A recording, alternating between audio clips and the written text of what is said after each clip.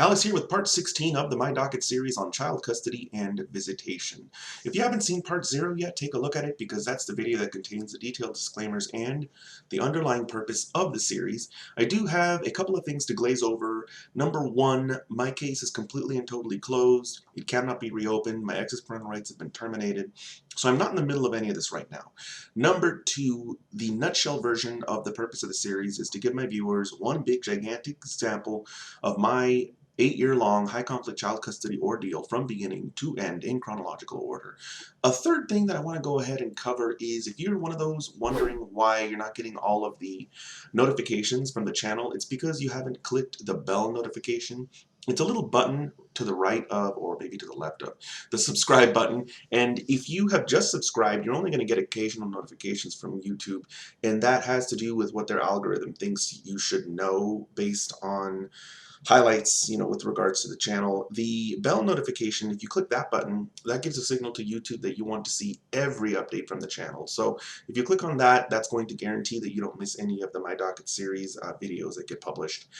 We left off in part 15 with my ex filing the case management conference statement and the financial disclosure form. I only filed the financial disclosure form, and I go over why not filing the case management conference statement was, I can't say a bad idea because it's not like I thought of doing that. I just didn't know what I was doing because I was representing myself. I go into the explanation though as to why I think that happens with people who are representing themselves, and I think it's a really important video for people to watch so that they understand the importance of not being purely reactive. And what I mean by that is getting a document from somebody like the court or your opponent and figuring out how to respond to that and trying to get people who are representing themselves to transition towards being more proactive and looking into the rules and filing statements like the one that I just mentioned, the case management conference statement, in a manner that's consistent with the rules, and also, it's going to let you know when it needs to be filed. There are several things in the rules of civil procedure that are requirements in any of these formal legal proceedings, and if you are just sitting around waiting to get a document that you can react to, you're invariably going to miss filing crucial documents, and some of those I cover in the previous video could be totally fatal to your case. So anyway, this video is supposed to cover the case management conference itself and how it went. The mindset that I had in this video is going to go over the interactions prior to the case management conference, and because the actual conference wasn't recorded, I'm going to have to do my best to explain to you what happened while I was there. I'd much rather show a video like I did in part 8 of the My Docket series, but in this case I can't because it just wasn't recorded. By the way, I have a video explaining the importance of bringing a court reporter to proceedings that aren't recorded if you are concerned that something may occur that you need to file an appeal on. So for any of you wondering out there, hold on a second, some of these hearings aren't recorded? Yeah, if that's a shock to you, it was a shock to me the first time I found that out. You need to watch the video Court Reporters, because that's how you deal with a situation like that. You have to bring a court reporter and have them sit there with their little machine. I think it's called a stenographer. That sounds right. And they basically type what everybody is saying at court. It's not the same thing as a video, but at least you get a transcript if you really want one. And that's something that you can use if you file an appeal. So anyway, prior to going in, I felt pretty good, actually. The first even though I had lost, it's hard to say it's a loss. I talk about this a whole lot more in part 9 of the My Docket series, but even though my ex got the extension on that order of protection, I still felt like it was a victory because she admitted on the record that no actual acts constituting domestic violence occurred. And so in my mind, I had what I needed to move on in the case to show that I was a perfectly safe father. I wasn't a criminal. I didn't use drugs. No violence. She stated it on the record. I just kind of set aside the fact that she got the order. And I also felt a little bit of a morale boost from the response from the domestic master on the motion to set holiday visitation to my ex-file, because she only got what she wanted on the point that I conceded. When it came to the Christmas visitation, the domestic master agreed with me. I opposed it, and I opposed it saying that it should be an issue that is discussed by the district judge in the child custody action, and the domestic master agreed. So I had a little bit of wind in my sails. I had also had that conference with an attorney, and I learned a lot about a new precedent that had just come out. Rivero 2008 had come out, if I remember correctly, in August. I might be a few months off, but I know it came out in 2008 initially. And if any attorneys are watching this, they know what I'm talking about because they altered it later on in 2009. But at this point, it had come out, and for the most part, it indicated that I was entitled to joint physical custody. So I had my spirits they weren't the highest that they could have been, but I was optimistic. The attorney spoke to me prior to going into the hearing, and this is something that I want to let my viewers know because apparently this is pretty common. The attorney that your opponent hires will usually say, "Hey, is so and so here?" You know, while you're waiting out in the hall or in like a waiting area, they'll ask, and if you raise your hand, they'll approach you, and it's typically to see what you are going to fight. And that's what she asked me. She asked me, hi, she shook my hand, told me she was my ex's attorney, and of course I know this because I pretty much went toe-to-toe against you in part 8 of my docket series, if anyone hasn't seen it yet. But anyway, that's the order of protection hearing. But anyway, she asked me, what was I looking for, what was I going to fight on, and I told her flat out that I wanted joint physical and joint legal custody. I didn't really talk about anything else. That's all I talked about. And right away, and I've mentioned this in previous videos, she just kind of snickered and said, that's not going to happen. It was more than just a statement. It wasn't that she said, my client disagrees. It wasn't that she said, well, we're going to have to sort that out in court. It wasn't even that she said, in a matter-of-fact tone, that's not going to happen. It was that snicker, that emotional oomph that she gave to the statement that I really wanted to underline with my viewers. And what I want to underline is that attorneys don't just use the law to win. They don't just research statutes, rules, and case law. That is a big part of it. But it's also, I guess you could call it mind games. It's a form of, it's a bluff. It's a form of deception. And I can say that with confidence now because I did get joint physical custody.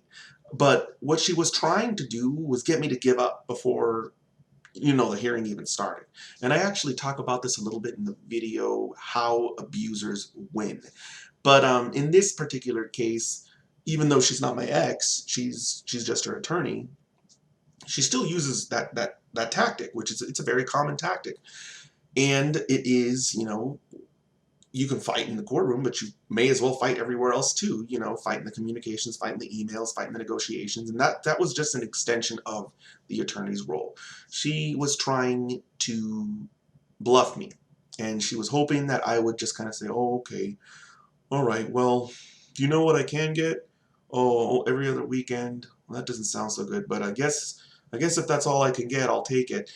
And again, I have to bring it up again, but the video, How Abusers Wins, also explains the technique, you could call it, I guess, of fooling your opponent into thinking that they need to convince you. She was trying to make it seem as though she was in control and that whatever she stated was going to happen was going to happen. And I told the attorney, well, let's just go in there because, I mean, based on the research that I've done, I'm supposed to get joint physical custody. So her attorney just turned around and left. We went into the case management conference statement, and it was a pretty quick hearing. I don't think it lasted even an hour. I think it was like 30 minutes, 45 minutes. The judge spent a substantial amount of time trying to get to the bottom of why we couldn't agree. And I've seen in the court rules that this is supposed to be one of the many purposes of a case management conference, but with this judge, and this is something that I'm saying now in hindsight, at the time I didn't really think that this was odd, but with this judge it seemed like he took it a little bit too far. Like he would use the same mind games that my ex would use and her attorney would use to try and get us to settle. Things like, well, I'm looking for which one of you is going to be, the better parent, or, have you thought about maybe just taking the high road on this and seeing, what comes of it? And to me, it just felt like manipulating, manipulating the parties to just go away. Just settle the case, go away, nothing else matters. It wasn't too bad at this hearing, I have to admit. It gets worse later at the settlement conference.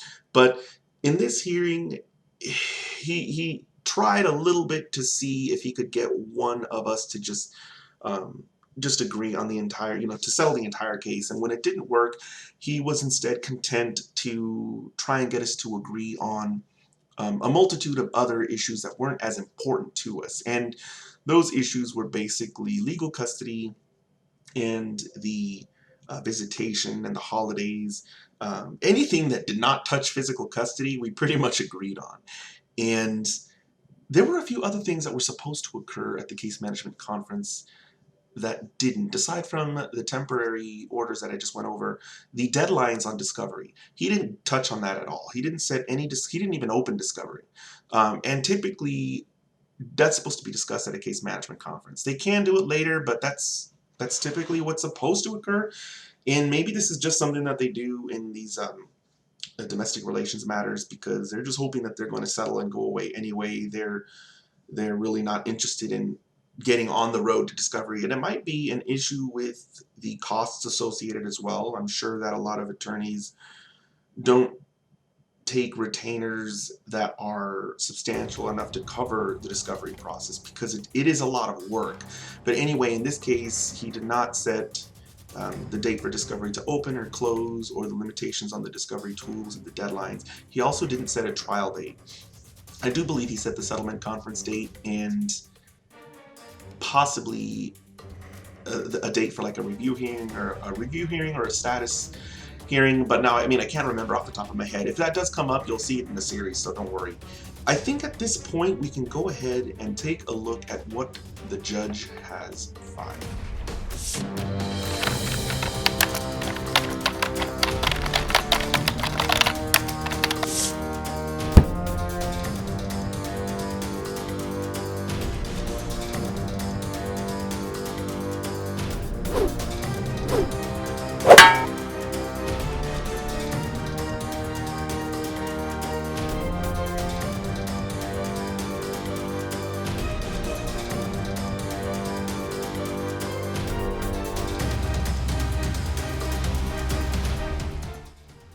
Here we have the interim order after case management conference. Now I know I mentioned this earlier, but I am going to repeat it because it's important.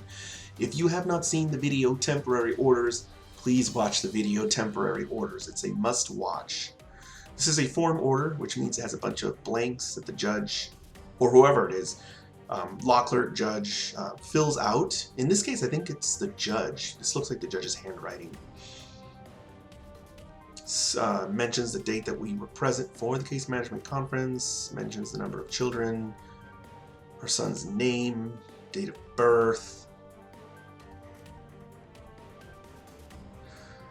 Scrolling down. Okay, I remember this here. You see how the judge scribbled out those two marks where he gave my ex legal custody and he gave us joint physical custody. This was actually a point of contention. When we left the hearing, he hadn't made those corrections. And so the piece of paper that I had in my hand, it was wrong. He'd given me joint physical custody and he gave my ex legal custody. I remember sending her a text about it. And apparently he corrected this, initialed it, and filed it with his corrections. So this is actually news to me. I didn't know. I was expecting to have that portion of the order wrong, and I was expecting to have to cover it with my viewers, but apparently after we left the courtroom he fixed it. And scrolling, by the way, that's just a temporary custody designation. This is not what controls our case going forward. The permanent order is quite different. Visitation schedule, again temporary. Orders us to attend parenting classes at Children's Cabinet. Sets my visitation up. Oh, there is the first of the midnight exchanges. I can remember this very well, very clearly. And what happened was I felt like I was getting some concessions. I felt like I was getting more time. And so in my mind, I wanted to show the court, hey, I'm willing to negotiate too. So the midnight exchanges are fine by me. My ex's perspective was just that, hey, she's going to work and I'm a perfect babysitter. I can babysit our son for free. And so she chose the time span that involved when she was at work, at least specifically for Wednesday and 11:59. Wow, yeah, I got quite a bit more time. No wonder. I'm not saying that it was okay for me to do that, because it looks like he doubled my time. I get the child from Wednesday when she goes to work, and I keep him, and she doesn't get him back until after she ends her shift on the following day at midnight. And then again, it happens on Friday, once again at 3:30 when she goes to work, and I retain him, and he is not returned until Saturday right before, midnight. So yeah, to me this looks like my visitation was doubled, and I can totally understand why I was like, sure, take midnight. I'm happy to have all this time with him. This is so close to joint physical custody. That's what I felt at the time. In reality, that was joint physical custody. And I mean, it's arguable. Some people might argue the 3:30, and I'm not going to get into the technical details in this video because I have a separate video on that topic, but arguably this is joint physical custody. And so my concession was, yeah, it's okay. She can have midnight exchanges. And I remember one of the things that she specifically mentioned was that it was only going to be for a short while because she intended to change her work shift. Now, she never actually did change that shift. And our son ended up being exchanged at midnight from ages 2 to ages 8 or 9. And it is one of the things that I've mentioned multiple times in my series. It's one of the things that shocks many of my viewers. And to just see it in writing, in the judge's handwriting, it's just eye-opening. But again, being a brand new person to litigation, not being an attorney, not having a clue as to what I was doing, I was thinking I need to look good. I need to agree to something because I'm getting so much more than I expected. And that's why I agreed to it. And number one, don't do it because it hurts your child. Midnight exchanges for a child are horrible. And number two, you're not actually going to be remembered. I've got a video called "The Judge Does Not Remember You." The judge doesn't remember you. If you think you're going to do something to get on the good side of the judge because, he's going to remember, and next time you come back into court, he's going to reward you. No, he isn't going to have a clue as to what you conceded to. He's going to look at you and be like, who are you again? And he's going to act like you're in front of him for the first time. I mean, with the exception that he's going to look over the paperwork and stuff and get caught up on the case. But the judges don't remember you. And so if you think you're going to agree to something to be nice because you want to look good and because you're going to reap some kind of benefit in the future, you're not. Next time you come into court, clean slate all over again. And if you don't, if you want the details on why that happens, just watch the video. The judge does not remember you. Exchanges at Wednesday at Northtown Shopping Center. Okay, the judge, he was probably writing really quickly without thinking. What he meant to say is exchanges at Wendy's at Northtown Shopping Center, not Wednesday. It's probably similar. The word Wendy, Wednesday, and one of the exchanges at Wednesday, and he just wrote it down really quickly. But these exchanges did occur at Wendy's at Northtown, and it was, there was a lot to that. In fact, that's going to come up in other videos for sure. It's going to come up in at least 2 videos in the future, so I'm going to hold off on that. With one exception, I will mention this. One of the things that the judge said about the Wendy's exchanges was that he had recently had an ordeal in another case where somebody said, hey, my ex is a dangerous man and I need to be able to exchange at a place away from my home. And I didn't realize what he was talking about at the time, but later on I looked it up, and what he was talking about was the Mack case. So Darren Mack and Charlotte Mack. And my judge was the one involved in that case. And what happened was Darren Mack killed his wife, stabbed her to death with a knife, and then he posted up in a parking garage and shot the judge with a sniper rifle.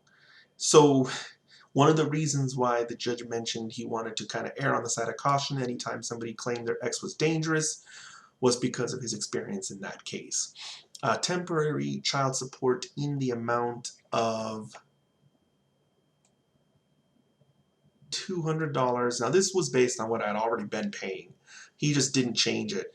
And I can't recall it being an undue burden, so it was probably pretty close to the amount that it was supposed to be. Probably was pretty close to 18%, maybe slightly under, but all he basically did was order me to continue paying the child support that I was already paying, and that also is a temporary order. Health insurance coverage shall be maintained by my ex, and that is something that makes sense. She worked at the VA, she had a federal job, and she had good benefits. Temporary spousal support, none, because we weren't married. Preliminary attorney fees, none, because we weren't married. They use these for people who are married and one of the persons works and the other person doesn't. They stay at home for whatever reason. And now that they want a divorce, well, the person who was a stay-at-home parent or spouse, they have no work skills, they're not making any money, or they're not making as much money.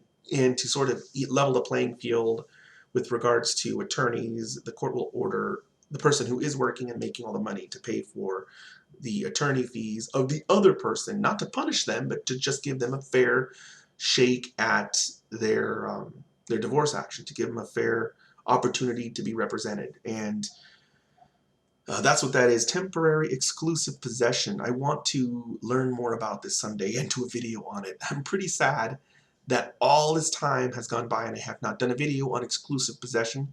I know a lot of my viewers have questions on it, but I never went through it, so I never researched it. I don't really have much of a clue as to how it works, and eventually I will get into doing a little bit of research on that, and I will eventually do a video on it. But as you can see, it wasn't an issue for us. Number one, we weren't married, and number two, we were already living apart. He orders us to mediation on December 17th, 2008. As I mentioned in a previous video, it was a complete waste of time. My ex used the mediator as a second judge. She didn't try to come to accord on anything. She didn't try to negotiate. The discussions were not constructive at all. It was a character assassination from beginning to end, and it was all about getting the mediator on our side. So it was a waste of time. We didn't come to an agreement, and as I've mentioned in previous videos, if you want, you can watch the video Mediation and Settlement. I go into pretty good detail in that video. The mediators in Nevada have no power unless you agree. If you don't agree, they can't do anything. They can't tell the court who was a good person and a bad person and who was more fair. They just send the court a one-line statement saying the parties failed to come to an agreement, and that's it. So it's important to know how mediation works in your state, because your state may be different, but in Nevada, that's how it works. On February 10th, we are to go back in court on a settlement conference. Now, there isn't a video for this hearing because it was mainly used for settlement, and I'm sure, well, I'm not 100% sure, I will check, but there probably won't be a video for that February 10, 2009 hearing either, because it's a settlement conference. If anyone wants to know why they do not record settlement conferences, mediations, negotiations, and stuff like that, watch the video Settlement Negotiations Not Admissible. I explain in that video why you're allowed to use anything that occurs in those against your opponent anyway. It's forbidden because it would have a chilling effect on negotiation in the future, and for those reasons they don't record it. It's just an extra emphasis on making absolute certain that what is said at the mediation or settlement is not used against you at a later date. And again, you definitely watch that video if you want the details and the underlying reasoning as to why. Right of first refusal. I did not know that this was put in the temporary order. I do know that it was never put into the final order, but I did not know that this was put into the temporary order. This does become a point of contention later on. When we get to the videos on right of refusal, I will remark back on this video, because for the longest time, I assumed right of first refusal was not ordered in my case. And I don't think that this order would be binding since it wasn't included in the final permanent order, but maybe I'm wrong about that. So it's pretty eye-opening to see that parent will have, so anytime the child won't be with one of us for 3 hours or more, the other parent is supposed to have the opportunity to have, or to watch him, like instead of a daycare or a preschool or a like a babysitter, or even your own family, like leaving the child with grandma. I need to mention now that I am really against right of first refusal in high conflict child custody cases. Absolutely vehemently opposed to it. If you want to know more, watch my video right of refusal, because I go into extensive detail as to why it is a recipe for disaster. It's a waiting time bomb. It makes everything so much worse in a high conflict child custody case. And I don't want to go over it all over again because I already have a separate video that's dedicated to just that.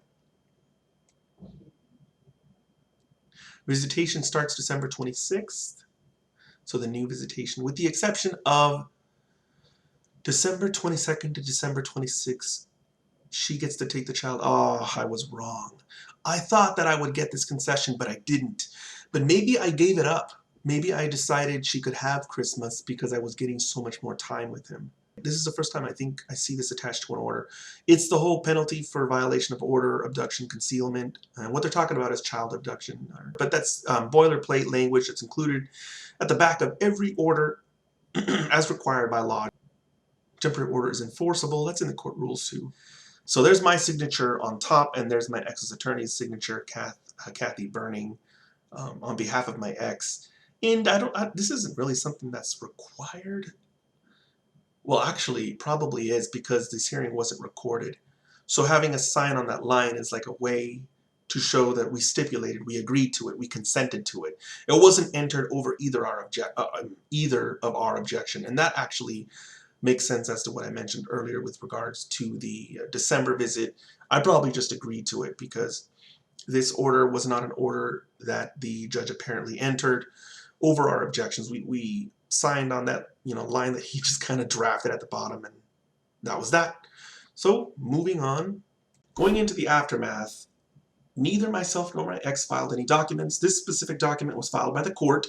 So we incurred $0 in costs. I didn't have an attorney, so I incurred $0 in attorney fees. My ex did have an attorney, and she was present with her at the case management conference. It wasn't a very long hearing. She probably also charged a little bit for the trip, for waiting around. So let's say 2 hours there. And let's say we could roll in the cost of reviewing the order, because you could say she reviewed it when she signed on the line for my ex, the order that the judge filled out, the judge prepared. So let's not adjust the time at all for that. Let's say just a flat 2 hours for my ex's attorney to appear at the case management conference. I know some people would say that they charge a lot more given the the round trip and the waiting around in the lobby. I didn't want to inflate the numbers. I've been pretty consistent in this series with keeping the numbers more towards the conservative end, not towards the exaggerated end. So 2 hours at the rate of $250 an hour comes to a total of $500 in attorney fees for my ex. And that being said, if anyone has any comments, definitely post something down in the comments below, and I will see you guys next time.